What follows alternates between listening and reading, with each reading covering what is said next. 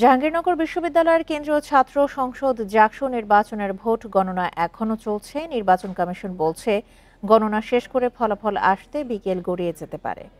বিতর্ক এড়াতে ওএমআর পদ্ধতির পরিবর্তে গণনা করা হচ্ছে হাতে। বৃহস্পতিবার রাত 10:45 থেকে গণনা শুরু হয়। এ পর্যন্ত 21টি হল সংসদের মধ্যে অন্তত 10টিতে ভোট গণনা শেষ হয়েছে। এর আগে বৃহস্পতিবার সকাল 9টা থেকে বিকেল 5টা পর্যন্ত চলে ভোট গ্রহণ। নির্বাচনে 65 থেকে 70% ভোট পড়েছে বলে জানা গেছে। দু একটি হলে সন্ধ্যা 7টা পর্যন্ত ভোট গ্রহণ চলে। এদিকে অনিয়মের অভিযোগে নির্বাচন বর্জন করেছে ছাত্রদল সমর্থিত প্যানেল সহ 4টি প্যানেলের প্রার্থীরা। জাকসু নির্বাচনের ভোট গণনা এখনো চলছে। সেই বিষয়ে বিস্তারিত তথ্য জানাতে জাহাঙ্গীরনগর বিশ্ববিদ্যালয় থেকে যোগ দিচ্ছেন আমাদের সহকর্মী মাহফুজার রহমান মিলন। মিলন, আপনি এখন পর্যন্ত গত বুলেটিনে আমাদেরকে জানিয়েছিলেন যে হল সংসদের ভোট গণনা এখনো চলছে। 21টি হলের ভোট গণনার মধ্যে মাত্র 10টি আপাতত শেষ হয়েছে। এখন পর্যন্ত আরো কোনো আপডেট পেয়েছেন কিনা সবশেষ তথ্য নিয়ে জানাবেন।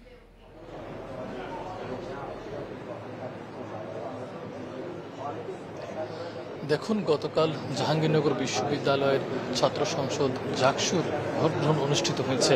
নানা অভিযোগ এবং অব্যবস্থাপনার মধ্য দিয়েই কিন্তু রাত পর্যন্ত ভোট গ্রহণ চলেছে এবং রাত 9:45টার দিকে ভোট গণনা শুরু হয়েছে। এখন পর্যন্ত যদি আমি আপনাদেরকে সবশেষ তথ্য দিই যে এখন পর্যন্ত 21টি হল সংসদের মধ্যে কিন্তু 10টি হল সংসদের ভোট গণনা প্রায় শেষ হয়েছে। এবং আমি যদি আপনাদেরকে আরও বলি যে আমি যদি আপনাদেরকে সবশেষ তথ্য জানাই যে আমরা বলতে পারি যে এখনও কিন্তু আরও অনেক সময় লাগবে যে এই ভোটের ফলাফল পেতে, কারণ এখনও হল সংসদেরই মাত্র 10টি হলের ভোট গণনা শেষ হয়েছে এবং এখনও 11টি হলের ভোট গণনা কিন্তু বাকি। এরপরই হবে জাকসুর কেন্দ্রীয় সংসদের ভোট গণনা। তো আমরা ধারণা করতেই পারি একটা লম্বা সময় এখানে আমাদেরকে অপেক্ষা করতে হবে জাকসুর কেন্দ্রীয় ফলাফল পেতে।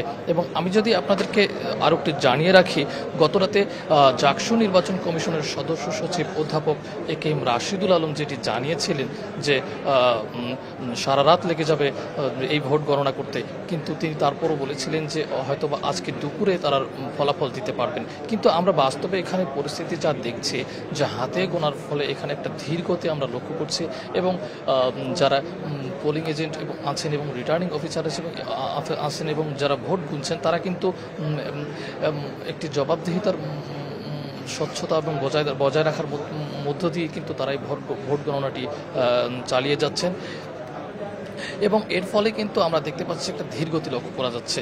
এর আগে আমি যদি বলি যে এর আগে যে ঘটনাগুলো ঘটেছে, এর আগে নানা অনিয়ম এবং পক্ষপাতিত্বের অভিযোগ তুলে ভোট গ্রহণের সময় শেষ হওয়ার আগেই নির্বাচন বর্জন করেছিল ছাত্রদল সমর্থিত প্যানেল এবং ভোট গ্রহণ শেষ হওয়ার পর আরও 4টি প্যানেল কিন্তু নির্বাচন বর্জনের ঘোষণা দেয়। জাকসুতে এবার পূর্ণ ও আংশিক। আপনার কাছে জানতে চাই যে প্যানেলগুলো ভোট বর্জন করেছে এখন পর্যন্ত সুনির্দিষ্ট আসলে কি কি অভিযোগে তারা এই প্যানেলগুলো ভোট বর্জন করেছে?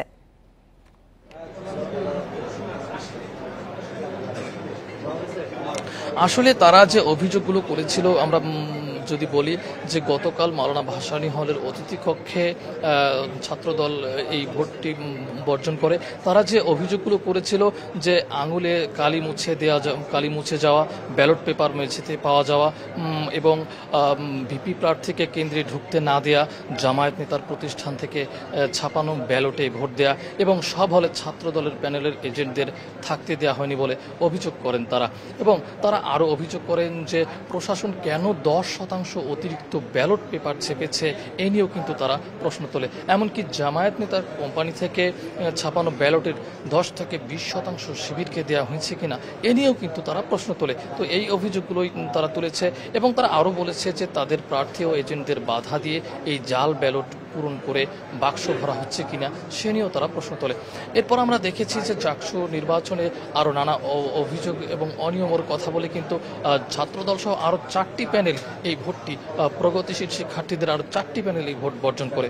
এবং এরপর আমরা আবার দেখেছি যে ছাত্র শিবির সমর্থিত প্যানেলও কিন্তু তারা উল্টো আবার ছাত্রদলকেই দোষ দিচ্ছেন এবং তারা বলছেন যে পরাজয়ের ভয়ে ছাত্র। আরেকটা বিষয় একটু জানতে চাই, এই যে পাল্টাপাল্টি যে অভিযোগ দেওয়া হচ্ছে, আমরা যদি দেখি দেখি যে যেসব অভিযোগগুলো আনা হয়েছে এই বিষয়ে কি নির্বাচন কমিশনের পক্ষ থেকে কিছু জানানো হয়েছে কিনা, আর যদি আমরা হিসেব করে দেখি গতকাল সকাল ৯টা থেকে আজ সকাল ৯টা পর্যন্ত কিন্তু এই নির্বাচনের সঙ্গে জড়িত সবাই কিন্তু কাজ করছে, বলা যায় যে ২৪ ঘন্টা হয়ে গেছে। এই সবশেষ তথ্য নিয়ে একটুখানি জানাবেন যে নির্বাচন কমিশনের পক্ষ থেকে তারা কি কোনো কিছু বলেছেন কিনা।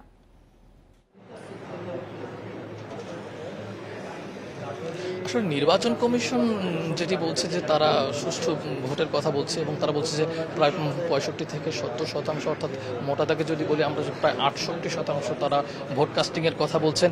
এবং তারা কিন্তু বলছেন যে যেহেতু ভোট গ্রহণ সুষ্ঠুভাবে সম্পূর্ণ হয়েছে, যদিও নানা অব্যবস্থাপনা এবং অভিযোগের কথা তারাও স্বীকার করছেন, কিন্তু তারা বলছেন যে যেহেতু ভোট গ্রহণ সুষ্ঠুভাবে সম্পূর্ণ হয়েছে এবং ভোট গ্রহণের ঠিক কিছুক্ষণ আগ মুহূর্তে ছাত্রদল এবং ভোট গ্রহণের পর অন্যান্য প্যানেলগুলো কিন্তু 5টি প্যানেল মোটে তারা ভোট বর্জন করে। তো তারা বলছে যে এখানে এই ভোট বর্জন করার আর তারা যৌক্তিকতা দেখছে না। এজন্যই নির্বাচন কমিশন সুষ্ঠুভাবে ভোট গণনা চালিয়ে যাচ্ছেন, এবং তারা বলছেন যে তারা নির্দিষ্ট সময় তারা কাঙ্ক্ষিত ফল ঘোষণা করতে পারবে। তো নির্বাচন কমিশনের বরাদ্দ যদি আমরা বলি যে তারা কিন্তু এখানে কে কী ধরনের অভিযোগ করছেন তারা এগুলোকে আর আমলে নিচ্ছেন না ওইভাবে। তো আমি যদি আপনাদেরকে আরেকটু জানিয়ে রাখি যে গতকাল কিন্তু এই অভিযোগগুলো তোলার পর 7:30 বিশ্ববিদ্যালয় পরিবহন চত্বরে এক সম্মেলনে কিন্তু ভোট বর্জনের কথা জানিয়েছিল যে 4টি প্যানেল, এবং এরপরে কিন্তু এর আগে কিন্তু আমরা দেখেছি যে বিএনপি সমর্থিত কয়েকজন শিক্ষকও কিন্তু এই ভোট বর্জন করেছিল। তাদেরও এই একই অভিযোগগুলো ছিল যে কেন অমোচনীয় কালির সুষ্ঠু ব্যবহার হলো না, এবং ব্যালট বাক্সে অতিরিক্ত পেপার দেখা গেল। এ নিয়ে কিন্তু তারা অভিযোগগুলো তুলেছিল, এবং নির্বাচন কমিশন এখন পর্যন্ত কিন্তু ওই বিষয়গুলো ওইভাবে আমলে নিচ্ছেন না। তারা এখন যে বিষয়টিকে মূলভাবে ফোকাস করছে সেটি হচ্ছে যে সুষ্ঠুভাবে ভোট গণনা সম্পন্ন করে তারা যথাসময়ে একটি ফলাফল প্রকাশ করবে, এটি এখন তাদের মূল লক্ষ্য। তো এই ছিল আমার কাছে সবশেষ জাকসু নির্বাচনের পরিস্থিতি। এখন পর্যন্ত জাকসুর হল সংসদের 11টির গণনা শেষ হওয়া এখনো বাকি রয়েছে। এরপরে গণনা করা হবে ছাত্র সংসদ নির্বাচনের ভোট গণনা। সে বিষয়ে বিস্তারিত তথ্য নিয়ে জানাচ্ছিলেন আমাদের সহকর্মী মাহফুজার রহমান মিলন। জাকসু নির্বাচনে ভোট কারচুপির অভিযোগে কয়েকজন শিক্ষক তাদের দায়িত্ব থেকে সরে দাঁড়ান। বৃহস্পতিবার বিকেলে অনিয়মের অভিযোগ তুলে ছাত্রদল সমর্থিত প্যানেলের প্রার্থীরা নির্বাচন বর্জনের ঘোষণা দেওয়ার পর সাংবাদিকদের এ কথা জানান শিক্ষকরা। যে মার্কাটা দেওয়া হয়েছে একজন প্রশাসনিক দায়িত্বে থাকা একজন উপাচার্য যখন বলেন যে এখানে ব্যালট পেপার বেশি আছে আপনারা ছিঁড়ে ফেলেন, এটা কোনো তো দায়িত্বের মধ্যে পড়ে না, এটা দায়িত্ব জ্ঞানহীনতার পরিচয়। যেটা কোনোভাবে হালকাভাবে দেখা সম্ভব না। নির্বাচন সেটা যত বড় জায়গায় নির্বাচন হোক, ছোট জায়গায় নির্বাচন হোক, নির্বাচন সুষ্ঠু হতে হবে, এবং একটা জাল ভোটও যাতে এই ক্যাম্পাসে না পড়ে সেটা আমরা দিই। প্রধান উপদেষ্টার প্রেস সচিব শফিকুল আলম বলেন, ডক্টর ইউনূস বলেছেন ফেব্রুয়ারিতেই নির্বাচন অনুষ্ঠিত হবে, আর তা না হলে জাতির জন্য নেমে আসবে মহা বিপর্যয়। রাজধানীর সিরডাপ মিলনায়তনে এক গোলটেবিল বৈঠকে তিনি এই কথা বলেন। এর আগে একই বৈঠকে বিএনপির স্থায়ী কমিটির সদস্য সালাউদ্দিন আহমেদ বলেন, সংবিধান এখনই সংশোধন করতে হবে এমন কোনো কথা নেই। আমন্ত্রিত হওয়ার পরও আমার সুষ্ঠু নির্বাচনের প্রত্যাশা ও চ্যালেঞ্জ শীর্ষক গোলটেবিল আলোচনায় উপস্থিত হন দেশের বিভিন্ন রাজনৈতিক দল ও সুশীল সমাজের প্রতিনিধিরা। এ সময় 5 আগস্ট পরবর্তী দেশের সংবিধান সংস্কার, বিচার ও আসন্ন জাতীয় নির্বাচন নিয়ে নানা সমস্যা ও এর সমাধান নিয়ে আলোচনা করেন বক্তারা। তুলে ধরেন নির্বাচনী মাঠ পর্যায়ের নানা অসঙ্গতি, সরকারের প্রতি নির্বাচন কেন্দ্রিক পরামর্শ ও বিভিন্ন দাবি দেওয়ার কথাও জানান বক্তারা। সেটা হচ্ছে আমি ইলেকশন কমিশনকে বলতে শুনলাম সিসিটিভি যে বিষয়টা, এটা নাকি ওনারা এগ্রি হচ্ছে না, কেন হচ্ছে না, সিসিটিভি ফুটেজ থাকা উচিত, কিন্তু যেগুলো নোট অফ ডিসেন্ট আছে সেগুলোর বাস্তবায়ন কিভাবে হবে? এটা তো কেউ না কেউ এই নোট অফ ডিসেন্টের মীমাংসা কি, আমরা যেগুলোতে একমত হতে পারছি না সেগুলোর মীমাংসা কি, জনগণ সেটা মীমাংসা করবে না, এর বাইরে তো অন্য কোনো পথ নাই। ভাইস চ্যান্সেলরের সামনে যখন কোনো একটা রাজনৈতিক দলের ছাত্র সংগঠন টেবিল চাপড়ায়, আমি তো নিশ্চিত থাকতে হবে যে তাহলে প্রিজাইডিং অফিসারের সামনে আমি গিয়ে টেবিল চাপড়িয়ে তার ওখান থেকে ব্যালট বাক্স নিয়ে চলে আসবো। নির্বাচন সুষ্ঠু না হলে অন্তর্বর্তী সরকারের অর্জন বলতে কিছুই থাকবে না বলে মন্তব্য করেন বিএনপির স্থায়ী কমিটির সদস্য সালাউদ্দিন আহমদ। সংবিধান এখনই সংশোধনের প্রয়োজন নেই বলেও মন্তব্য করেন তিনি। বর্তমান সময়ের জন্য চ্যালেঞ্জ আছে, সেই চ্যালেঞ্জটা কি? আমরা এখনো ফেসিবাদ মুক্ত হলেও নিজেদের মধ্যে গণতান্ত্রিক প্রক্রিয়ায় উত্তরণের বিষয়ে এখনো ঐকমত্য হয়তোবা পোষণ করতে পারিনি। এ সময় প্রধান উপদেষ্টার উদ্ধৃতি দিয়ে প্রেস সচিব শফিকুল আলম বলেন, ফেব্রুয়ারিতে নির্বাচন না হলে জাতির জন্য মহাবিপর্যয় নেমে আসবে। চিফ অ্যাডভাইজার বারবার বলছেন যে ফেব্রুয়ারির প্রথমার্ধে ইলেকশন হবে এবং এই বিষয়ে আমরা আমাদের সলম কমিটমেন্ট, এখানে এই বিষয়ে আমাদের ফুল কমিটমেন্ট, এটার কোনো ব্যত্যয় হবে না এবং এটা যদি কোনোভাবে কেউ এটাকে ব্যত্যয় করার চেষ্টা করেন সেটা হবে জাতির জন্য একটা মহা বিপর্যয়। সম্প্রতি ডাকসু নির্বাচনের উদাহরণ টেনে আগামী জাতীয় নির্বাচন সুষ্ঠু হওয়ার প্রত্যাশাও জানান শফিকুল আলম। রেজওয়ানুল হক, ইন্ডিপেন্ডেন্ট নিউজ, ঢাকা। জুলাই সনদের চূড়ান্ত খসড়া রাজনৈতিক দলগুলোর কাছে পাঠানো হবে বলে জানিয়েছে ঐকমত্য কমিশন। শনিবারের মধ্যে এতে স্বাক্ষর চান সহ সভাপতি অধ্যাপক আলী রিয়াজ। এদিকে বৃহস্পতিবারের বৈঠকে সনদ বাস্তবায়ন নিয়ে এক এক দল এক এক মতামত দেয়। এদিন ফরেন সার্ভিস একাডেমিতে ৩০টি দলের প্রতিনিধিরা বৈঠকে অংশ নেন।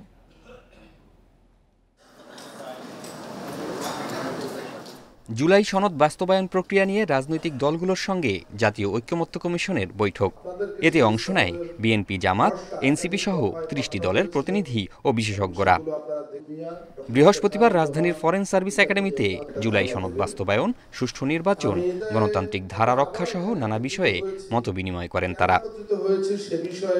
বৈঠক শেষে বিএনপি জানায় জুলাই সনদে সই করতে প্রস্তুত তারা, তবে সংবিধান সংশোধনের বিষয়গুলো সংসদের হাতেই দিতে চায় দল।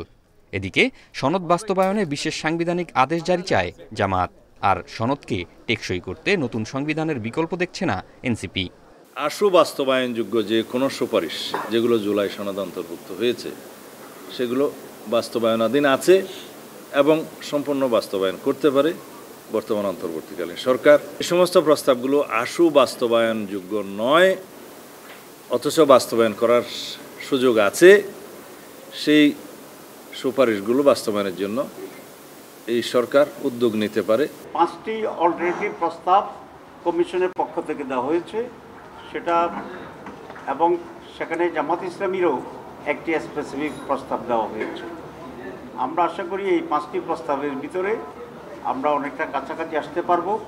নতুন একটি সংবিধান নতুন করে লিখে আমরা যদি সেটাকে পরিবর্তিত করতে না পারি, এ কারণে সংবিধানের সঙ্গে সম্পর্কিত বিষয়গুলোকে টেকসইভাবে বাস্তবায়নের জন্য নতুন সংবিধান একমাত্র পন্থা। কমিশনের সহসভাপতি জানান, ঐকমত্য হওয়া বিভিন্ন বিষয় নিয়ে চূড়ান্ত সনদের একটি খসড়া দলগুলো স্বাক্ষরের জন্য পাঠানো হবে। রাজনৈতিক দলগুলো তাদের অবস্থান থেকে বলেছে, কিন্তু আমরা 2 দফায় এই খসড়ার মধ্যে দিয়ে কম বেশি এক জায়গায় আসতে পেরেছি বলে আমাদের মনে হয়েছে। তারই ভিত্তিতে আমরা এখন চূড়ান্ত ভাষ্যটি আজকে সকল রাজনৈতিক দলের কাছে পাঠিয়ে দিচ্ছি। চূড়ান্ত খসড়ায় স্বাক্ষর করে 13 সেপ্টেম্বর কমিশনে পাঠাতে রাজনৈতিক দলগুলোর প্রতি আহ্বানও জানান আলী রিয়াজ। জাহিদুল ইসলাম, ইন্ডিপেন্ডেন্ট নিউজ, ঢাকা।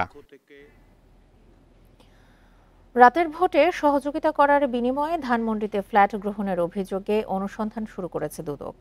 আগামী 17, 18 ও 21 সেপ্টেম্বর দুদকের সাবেক 2 কমিশনার সহ 12 সচিবকে জিজ্ঞাসাবাদের জন্য তলব করেছে সংস্থাটি।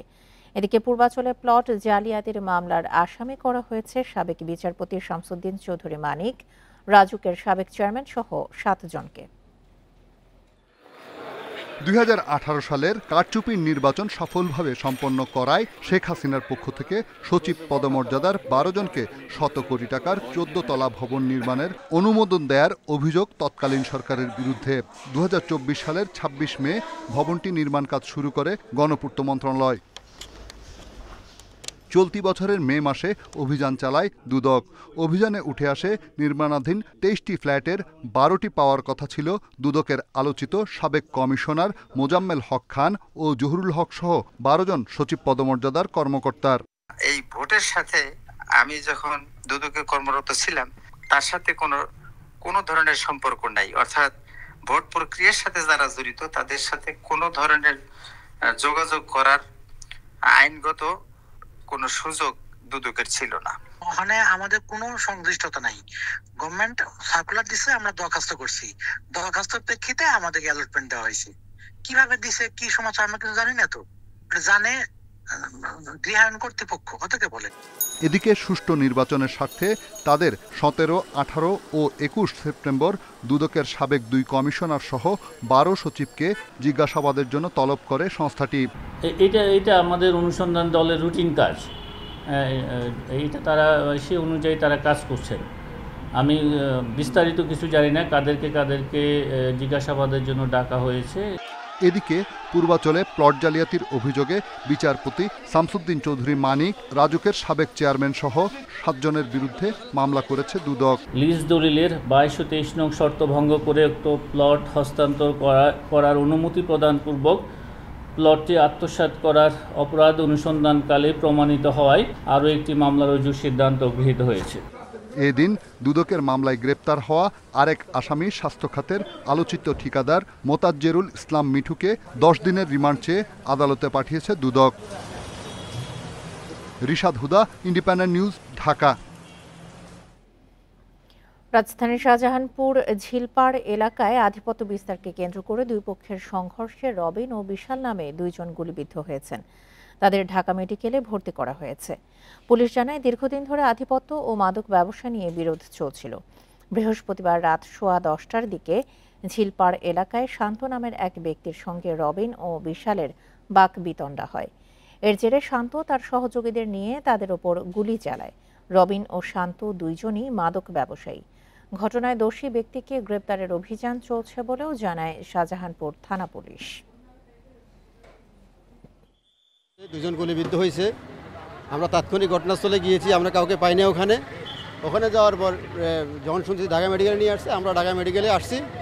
তারা চিকিৎসাধীন আছে আর ঘটনা তদন্ত চলতেছে। আরও এক দফা বাড়ছে খেলাপি ঋণ। সেপ্টেম্বরের শেষে যা বেড়ে দাঁড়াতে পারে প্রায় 6 লাখ কোটি টাকায়। সবচেয়ে নাজুক অবস্থা রাষ্ট্রায়ত্ত 4 বাণিজ্যিক ব্যাংকের। বাংলাদেশ ব্যাংক বলছে, প্রকৃতির চিত্র উঠে আসায় বাড়ছে খেলাপি ঋণের পরিমাণ। অনেক শিল্প মালিকের বিদেশে পালিয়ে যাওয়া এবং কারখানা বন্ধের প্রভাবও পড়েছে খেলাপি ঋণে। 2009 সালে আওয়ামী লীগ সরকার গঠনের সময় খেলাপি ঋণ ছিল 22,481 কোটি টাকা। 15 বছর পর গত অর্থ বছরের শুরুতে যা বেড়ে দাঁড়ায় 2,11,391 কোটি টাকায়। বাংলাদেশ ব্যাংকের তথ্য বলছে, মার্চ থেকে জুন 3 মাসে খেলাপি ঋণ বেড়েছে 1,10,094 কোটি টাকা, আর 1 বছরে 3,19,036 কোটি টাকা বেড়ে দাঁড়ায় 5,30,428 কোটি টাকায়। ব্যাংক কর্মকর্তারা বলছেন, ফরেনসিক অডিটের মাধ্যমে বেরিয়ে আসছে খেলাপি ঋণের প্রকৃত চিত্র। ঋণ খেলাপি হওয়ার নিয়মে পরিবর্তনও বড় কারণ। প্রাইভেট সেক্টরটা কলুষিত হয়েছে গত 1 দশক ধরে, যেখানে নিজেরাই নিজেদের ব্যাংকটাকে ধ্বংস করে ফেলেছে। কিছু খেলাপি ঋণ কোর্টের নির্দেশনায় এগুলো খেলাপি বলা যাবে না বলে আনক্লাসিফাইড দেখানো হচ্ছিল। আমরা সেইটা উপেক্ষা করে এখন সবগুলিকে সরাসরি ক্লাসিফাইড দেখাচ্ছি। আর কিছু ক্ষেত্রে ফরেনসিক অডিট এমন হয়েছে যে আমরা প্রিজাম্পশন করছি যে সামনে এটার অবস্থা খারাপের দিকে যাবে, অতএব এখনই অ্যান্টিসিপেট করে সেগুলোকে আমরা ক্লাসিফাইড করে বিএল না করলেও ডিএফ করে দিয়েছি। বাংলাদেশ ব্যাংকের সবশেষ তথ্য অনুযায়ী 4টি রাষ্ট্রায়ত্ত বাণিজ্যিক ব্যাংকের শ্রেণীকৃত ঋণ মাত্র 6 মাসেই 10% বেড়েছে। জুনে তা দাঁড়ায় 1,46,362 কোটি টাকায়। রাজনৈতিক প্রভাবে ঋণ বিতরণে অনিয়মই বড় কারণ মনে করছেন এই কর্মকর্তা। ওই ব্যাংকগুলিতে আসলে ওই রাজনৈতিক প্রভাব হোক বা অন্য কোনো প্রভাব বিস্তার করে ঋণ, মানে 1 নম্বর হলো ঋণ স্যাংশন করা, যে ঋণ স্যাংশন হওয়ার কথা না, আবার যেই পরিমাণ স্যাংশন হওয়ার কথা তার চেয়ে 2-3 গুণ ঋণ স্যাংশন করা হয়েছে, যার দ্বারা আর পরবর্তীতে ঋণ পরিশোধ করা সক্ষম হয়নি। স্বচ্ছতা, জবাবদিহিতা বৃদ্ধি ও আর্থিক স্থিতিশীলতা নিশ্চিতে ব্যাংক খাতকে রাজনৈতিক প্রভাবমুক্ত রাখার তাগিদ পর্যবেক্ষকদের। Hari Saha, independent news, Dhaka. কিশোরগঞ্জের হাওরগুলোতে দিন দিন কমছে মাছ আহরণ। পর্যাপ্ত মাছ না পাওয়ায় প্রভাব পড়েছে স্থানীয় বাজারে। বেচাকেনা নেমেছে অর্ধেকে। মৎস্য বিভাগ বলছে জলবায়ু পরিবর্তন ও কৃষি জমিতে কীটনাশক ব্যবহার সহ নানা কারণে কমছে মাছের উৎপাদন। কিশোরগঞ্জের করিমগঞ্জে হাওর পাড়ে বালিখোলা মাছের বাজার। জেলার হাওর ছাড়াও সুনামগঞ্জ, নেত্রকোনা থেকে প্রতিদিন মাছ নিয়ে আসেন জেলেরা। মৎস্য বিভাগের তথ্য বলছে হাওরের মিঠা পানিতে প্রাকৃতিক উৎস থেকে 260 প্রজাতির মাছ পাওয়া যেত। তবে বর্তমানে বাজারে আসছে 20 থেকে 30 প্রজাতির মাছ, বাকিগুলো বিলুপ্তির পথে। আগে 100-150 জাতের মাছ আইতো, এখন 20 জাতের মাছ আইয়ে হাওরে এখন এই যে জেলেরা মাছ ধরে, তো মাছ খুব কম মারা পড়ে। কিছুদিন ধরে একবারে মাছ কম, এই মাছে আমরা হুসে না, আমরা যে রুজি করি এই রুজি হয় না। আধা নৌকা মাছ মারতেছে, অন্ত মাছ নাই, মাছ ওই বগত ফান্ডিত তো নাই। হাওরে মাছ উৎপাদন কমে যাওয়ায় প্রভাব পড়েছে ঐতিহ্যবাহী এ বাজারে, জানান ব্যবসায়ীরা। আগে প্রতিদিনে প্রায় 1 কোটি টাকার মাছ আসতো, কিন্তু এখন মাছ নাই, অর্ধেকের চেয়ে নিচে নামে জায়গা, জেলেরা মাছ পায় না। এই আপনার নৌকার তলাত করে কিছু মাছ আনে। হাওরের তলদেশে বালু জমাট, আশেপাশের জমিতে মাত্রাতিরিক্ত কীটনাশক ব্যবহারকে দায়ী করছে মৎস্য বিভাগ। নিষিদ্ধ জাল ব্যবহার ও শুকনো মৌসুমে সেচের নামে মাছ নিধনও বড় কারণ। বালি জমে তলদেশ উঁচু হয়ে যাচ্ছে, যার ফলে মাছের প্রজনন ক্ষেত্র, বিচরণ ক্ষেত্র, লালন ক্ষেত্র সবগুলো কোনো কোনো ক্ষেত্রে ধ্বংস হয়ে যাচ্ছে। কৃষি জমিতে বছরের পর বছর অনিয়ন্ত্রিত মাত্রায় আমাদের কীটনাশক ব্যবহার করা হচ্ছে, এগুলি অনেক বিষাক্ত। জেলায় হাওর থেকে বছরে 61,760 মেট্রিক টন মাছ পাওয়া যায়। এছাড়াও স্থানীয় বিভিন্ন পুকুরগুলোতে চাষ হয় 33,870 মেট্রিক টন মাছ। Independent news. লক্ষ্মীপুরের চন্দ্রগঞ্জ রায়পুরের 40 কিলোমিটার সড়কে 1 মাসের মধ্যে দুর্ঘটনায় মারা গেছেন 25 জন, আর 3 বছরে মারা গেছেন 260 জন। আহত হয়েছেন 500 বেশি মানুষ। স্থানীয়দের অভিযোগ, ট্রাফিক আইন না মানা, সড়কের বেহাল দশা ও যানবাহনের বেপরোয়া গতির কারণে দুর্ঘটনা ঘটছে। প্রশাসনের দাবি, সড়কে শৃঙ্খলা ফেরাতে কাজ করছেন তারা। লক্ষ্মীপুরের চন্দ্রগঞ্জের সড়কের পাশ দিয়ে বয়ে গেছে রহমত আলী খাল। 6 সেপ্টেম্বর কফিলউদ্দিন ডিগ্রি কলেজের সামনে বাস নিয়ন্ত্রণ হারিয়ে খালে পড়ে মারা যান 5 জন, আর 6 আগস্ট নোয়াখালীর বেগমগঞ্জে নিয়ন্ত্রণ হারিয়ে একই খালে পড়ে আরেকটি মাইক্রোবাস। এতে মারা যান একই পরিবারের 7 জন। পুলিশের তথ্য মতে 2022 সালের আগস্ট থেকে 2025 সালের 6 সেপ্টেম্বর পর্যন্ত চন্দ্রগঞ্জ থেকে রায়পুর পর্যন্ত 200 সড়ক দুর্ঘটনায় মারা গেছেন 260 জন, আহত হয়েছেন অন্তত 500। স্থানীয়দের অভিযোগ, 40 কিলোমিটার এই সড়কের অবস্থা একেবারে নাজুক। সংকুচিত সড়কটিতে যানবাহনগুলো বেপরোয়া গতির কারণে ঘটছে দুর্ঘটনা। দুই পাশের গাছ কেটে ফেলায় নিয়ন্ত্রণ হারিয়ে খালে পড়ছে বিভিন্ন যানবাহন। প্রশস্তকরণ দরকার এবং রায়পুর থেকে চৌমুহনী পর্যন্ত 4 লেন দ্রুত করা উচিত। মিনিটে 50 টাকা জরিমানা দিতে হয়, তখন সে যখন দেখে যে প্রতি মিনিটে তার 50 টাকা জরিমানা দিতে হয়, তখন সে আর সামনে কি আছে এটা দেখে না। রোডের মধ্যে রোড এখন একটা ঘুরে দুর্বল, ভাঙাচুরা। প্রশাসন বলছে, সড়কে শৃঙ্খলা ফেরাতে নিয়মিত অভিযান পরিচালনা করা হলেও চালক, পথচারী ও সাধারণ মানুষকে সচেতন হতে হবে। আমাদের মূল লক্ষ্য হচ্ছে আমরা যাতে এই অঞ্চলের এই রাস্তাটিকে আমরা সব ধরনের দুর্ঘটনা এবং সব ধরনের যানবাহন বা জীবনের ক্ষতির আওতামুক্ত রাখতে পারি। পুলিশকেও প্রয়োজনীয় আইনানুগ নির্দেশনা দেওয়া হয়েছে যেন ফিটনেসবিহীন গাড়ি সড়কে বা মহাসড়কে চলাচল করতে না পারে।